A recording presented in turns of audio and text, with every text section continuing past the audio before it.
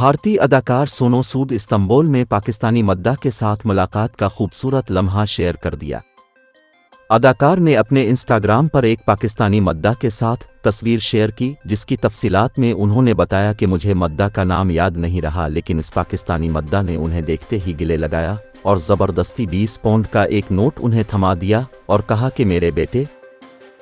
तुम गरीबों के लिए बहुत शानदार काम कर रहे हो, ये मेरी तरफ से एक छोटा सा ताउन है। सोनू सूद ने बताया कि वो इस पाकिस्तानी मद्दाह से मिलकर बहुत खुश और मुतासिर हुए और उनके नज़दीक ये 20 पाउंड लाखों डॉलरों से ज़्यादा अहमियत के हामिल है। वाज़ेह रहे कि सोनू सूद ने कोरोना वबा के दौरान मुंबई में अपना होटल मेडिकल प्रोफेशनल्स के हवाले कर दिया था और वो अब भी फलाही कामों में भी बढ़ चढ़ कर हिस्सा लेते।